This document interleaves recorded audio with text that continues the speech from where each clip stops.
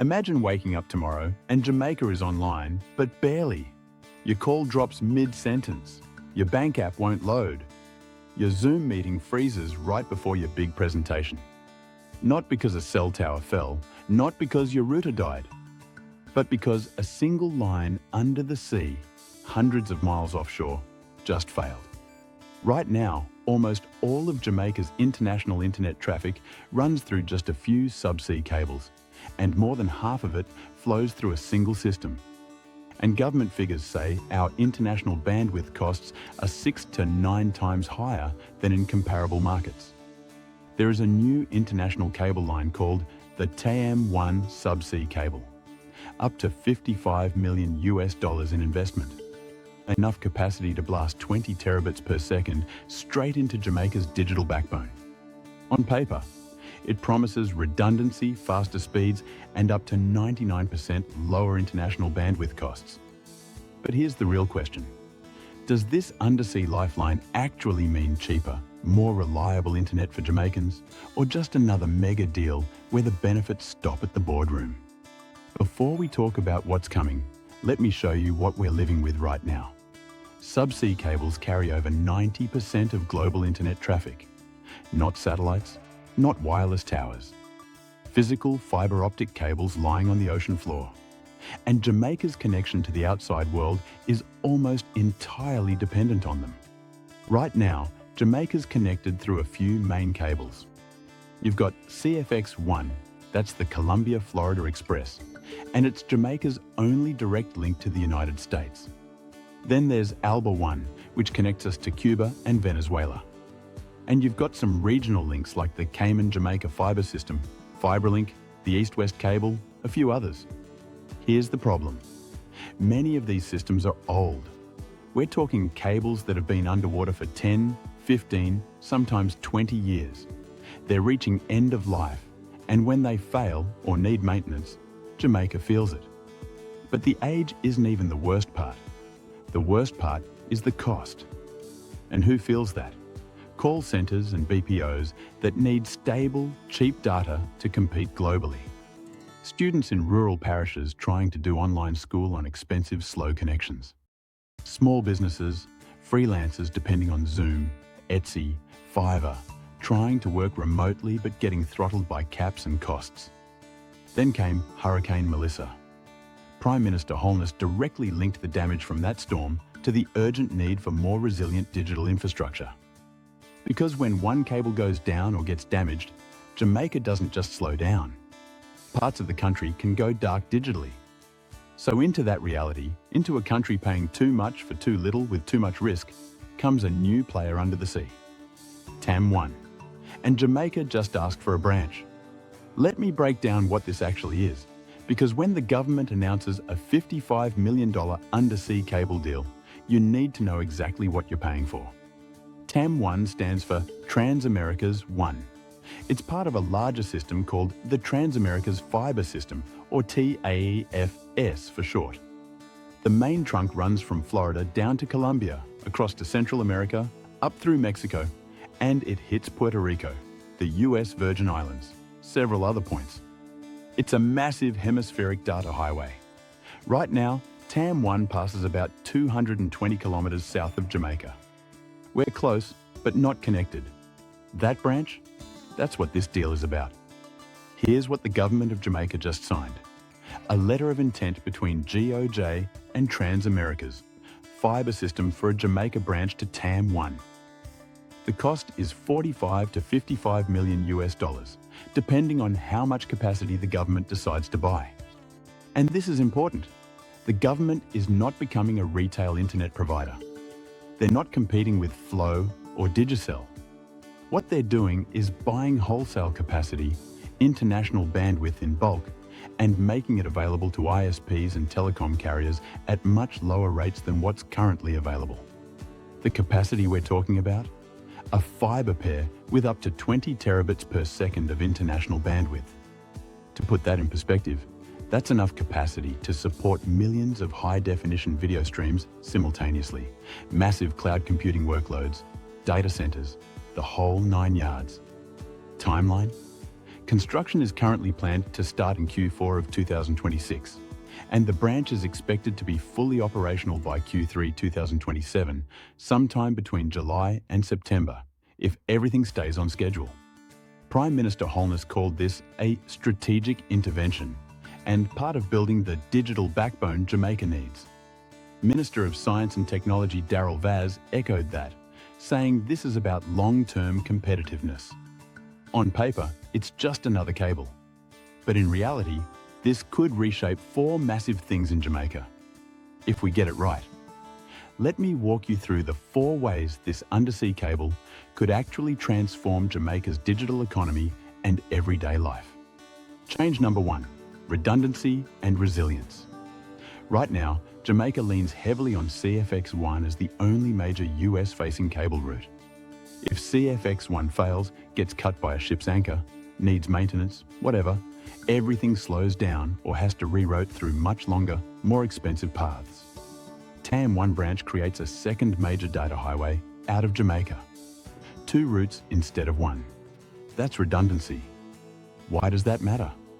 During hurricanes, earthquakes, accidental cable cuts, or even just planned maintenance windows, Jamaica has a backup. Critical services stay online. Banks don't freeze. Emergency systems don't drop.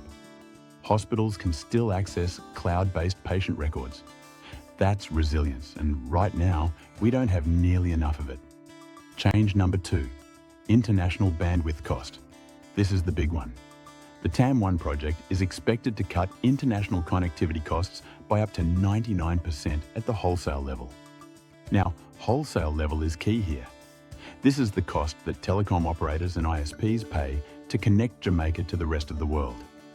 This is not automatically your flow or Digicel retail bill. But if operators actually pass those savings through to customers, and that's a big if, here's what could happen. Lower prices for internet packages. Higher data caps without extra charges. Better quality service because there's less congestion and more capacity. 99% cost reduction sounds insane, and honestly it is. But that's what happens when you go from expensive, monopolistic legacy cable pricing to newer, higher capacity systems with more competition. The wholesale cost per megabit just collapses.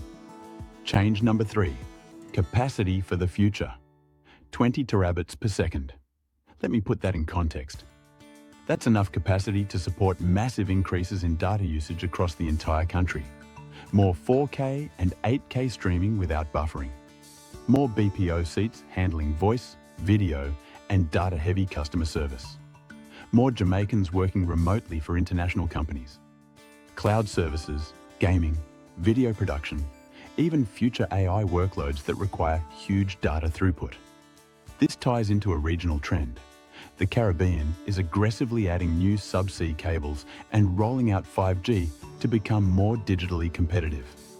Jamaica was falling behind. TAM1 is Jamaica trying to catch up and leapfrog at the same time. Change number 4, digital economy and investment signal. This isn't just about faster internet.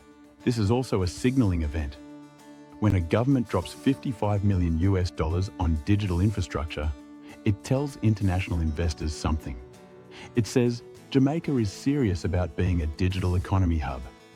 That makes Jamaica more attractive for BPO expansions, fintech companies, gaming studios, animation houses, cloud service providers, maybe even small regional data centers. All of those industries need cheap, reliable, high-capacity internet.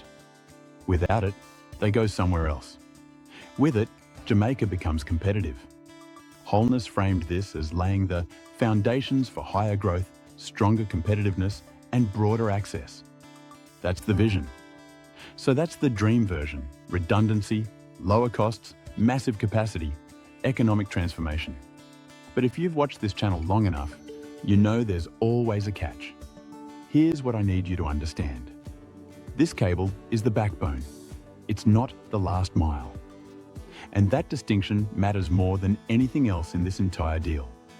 The TAM1 branch brings massive international bandwidth to Jamaica's shore. But that doesn't automatically mean the Wi-Fi in your house gets faster. If the local network, the ISPs, the fibre-to-home infrastructure, the cell towers. If all of that is still congested, underfunded, or poorly maintained, you're still going to feel buffering.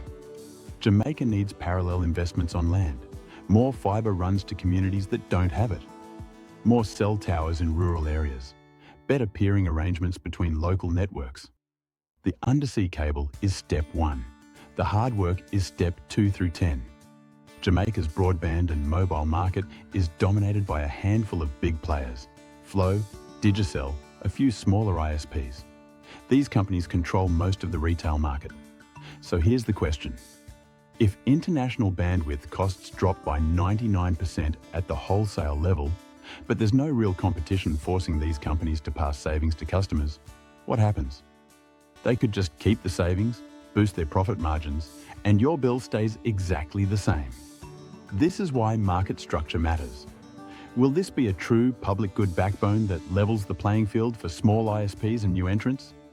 Or will it just be cheaper bandwidth for the same few companies that already dominate? Will the Office of Utilities Regulation, the OUR, or any other regulator actually monitor how those wholesale savings flow into retail pricing? The government already committed 960 million Jamaica dollars as an initial payment in the supplementary estimates. That's taxpayer money. So taxpayers have skin in this game, and that means taxpayers deserve transparency about how this capacity gets used and priced. There's an equity issue here that nobody's really talking about yet. Kingston and Montego Bay versus deep rural St. Mary, St. Elizabeth, Portland, places where broadband coverage is already patchy or non-existent. Without deliberate policy, infrastructure upgrades tend to cluster in areas that are already well served, because that's where the money is. The TAM1 cable could make Kingston's internet amazing and leave rural Jamaica exactly where it is now. That would be a massive missed opportunity and a failure of policy. So if this undersea lifeline has the potential to change everything, but only if certain pieces actually move, what exactly should Jamaicans be watching for? What should we demand? This is not just a tech story. This is a power story. Who controls the digital lifeline Jamaica depends on? And how do we make sure that $55 million actually delivers for everyday people? Here are 5 things Jamaicans should demand, publicly and loudly. Demand. Number 1, clear price pass-through. If government officials are promising up to 99% cost reductions on international bandwidth, there needs to be public benchmarks. What's the current wholesale price per megabit? What will it be after TAM1 goes live in 2027? Publish the numbers. Make ISPs show their wholesale costs versus their retail prices. Transparency forces accountability. Demand. Number 2, open access, not gatekeeping. The new TAM1 capacity should be open to existing big ISPs, new local ISPs trying to compete, and even community networks or small providers where feasible. Open access is how you get real competition and innovation. Closed access is how you get the same players controlling everything with slightly better margins. Demand. Number 3, rural inclusion targets. Tie TAM1 directly to National Broadband Project goals. Set measurable targets. How many new communities get connected? What's the increase in average speeds outside of Kingston and St. James? What's the timeline for bringing fibre or high-quality wireless to underserved parishes? Without targets, rural Jamaica gets left behind. Again, demand number 4, resilience protocols. Use TAM1 to build a redundancy standard for critical infrastructure. Hospitals, banks, emergency management, police and fire dispatch, all of them should have multi-path internet routes, so if one cable fails, they automatically switch to another. Regular stress tests, published uptime statistics. Make resilience real, not just a talking point. Demand number 5, public progress updates. Construction starts Q4 2026. Cable goes live Q3 2027. Track this like any other mega infrastructure project. Quarterly public updates on status, spending, expected impact. Did construction start on time? Are costs staying within budget? When the cable goes live, did wholesale prices actually drop? Publish it every quarter. These 5 demands aren't unreasonable. They're basic accountability for a $55 million public investment in Jamaica's future. Let me bring this home. This isn't just about a cable under the ocean. It's about whether Jamaica controls its digital destiny or gets controlled by it. Right now, we're paying too much for too little with too much risk. TAM1 could change that. Redundancy, lower costs, massive capacity. A signal to the world that Jamaica is serious about the digital economy. But potential isn't the same as results. The cable gets us to the starting line. What happens next depends on regulation, competition, transparency, and whether the benefits actually reach everyday Jamaicans or just stop at corporate balance sheets. So here's what I want to know from you. When this cable goes live in 2027, what's the first thing you want to see change? Your internet bill? Your speed? Your uptime during storms? Real broadband in rural areas? More competition from new ISPs? Drop your answer in the comments. I genuinely want to know what matters most to you. If you want me to track this project as it develops, construction updates, price changes, regulatory decisions, all of it, let me know. Hit that like button, subscribe, turn on notifications. Because this is a $55 million bet on Jamaica's digital future, and you deserve to know if it pays off. I'll see you in the next one.